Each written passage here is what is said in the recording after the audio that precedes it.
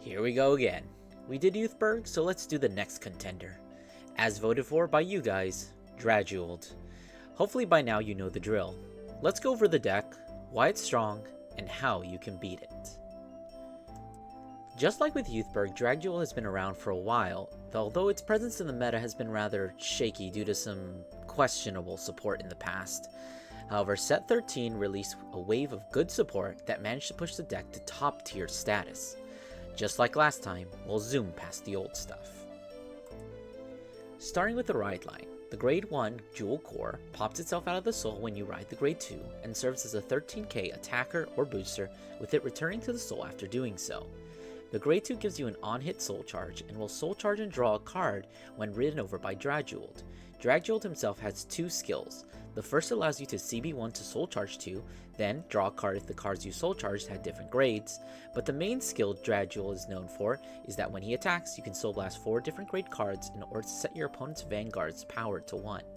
Additionally, if they are on a grade 3 vanguard, Drajeweled gets an extra critical. Next up, we should probably mention these two, Rakagora and Impusa. Both will restand if you soul blast 4 or more at the same time. Rakagora for 1 CB, and Impusa if you haven't stood a unit already.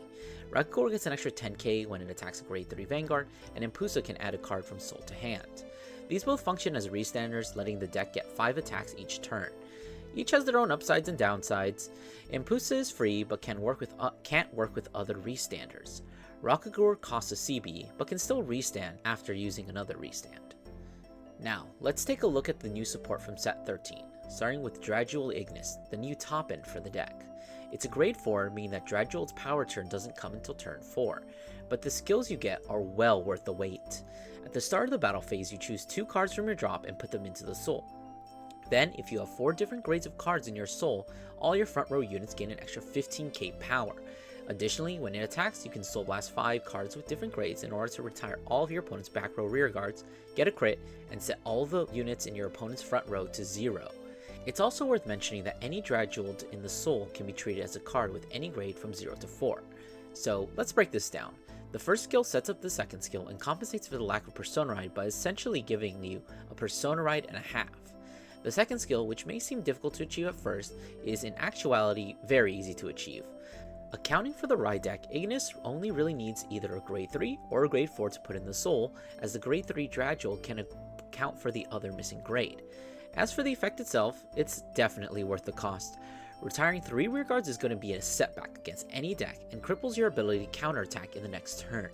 Setting the opponent to 0 is actually a super impactful difference from 1, as it effectively calls for 5k more shield for each attack. Although the first 2 attacks will be attacking a base power vanguard, the vanguard, and the last 2 attacks will be at a 0 power vanguard.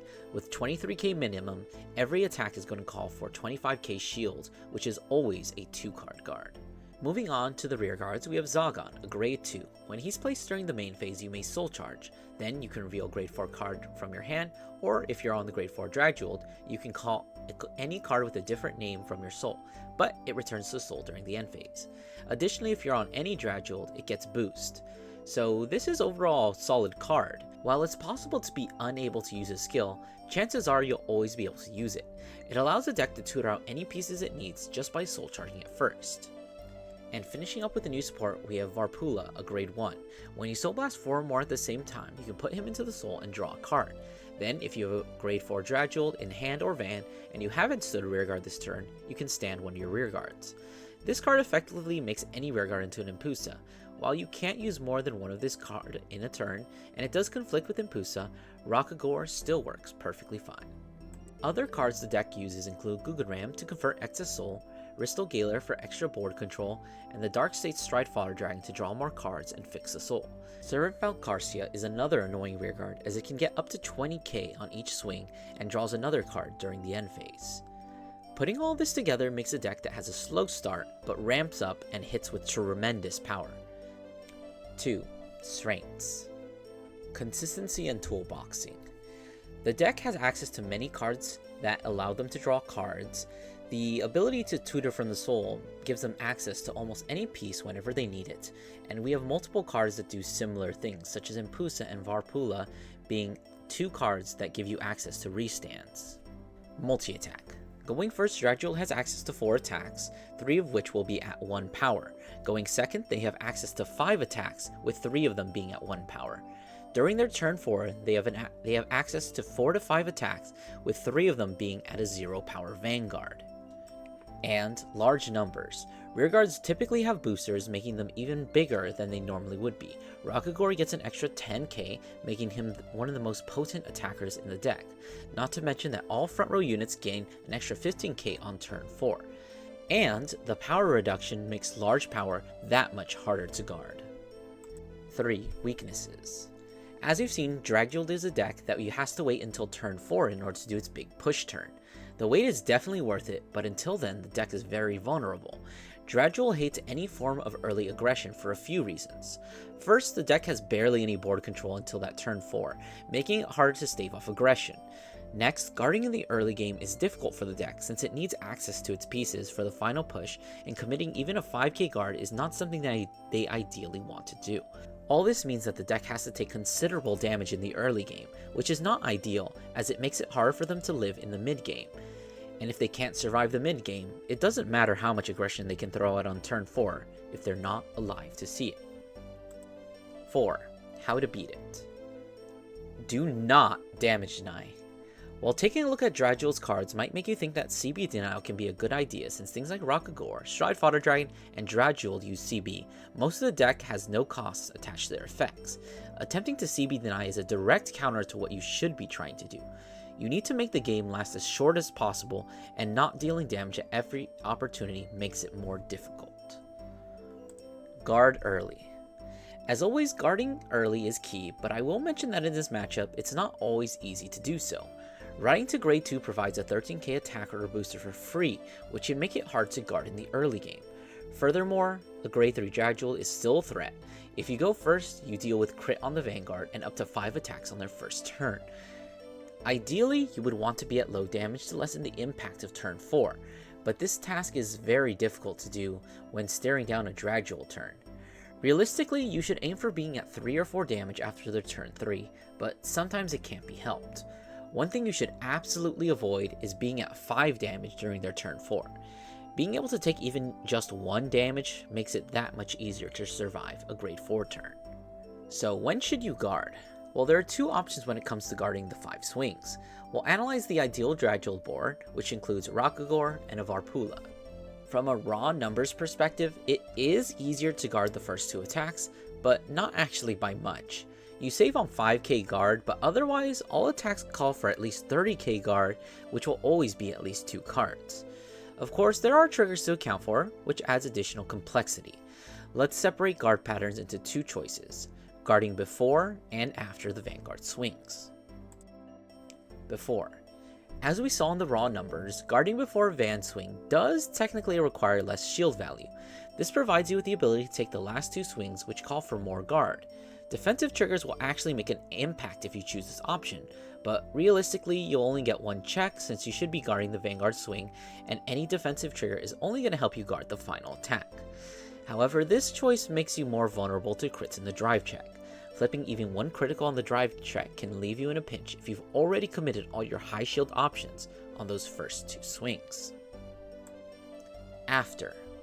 Although guarding after the Vanguard swings results in overall more shield, there are a few reasons where it could be an option.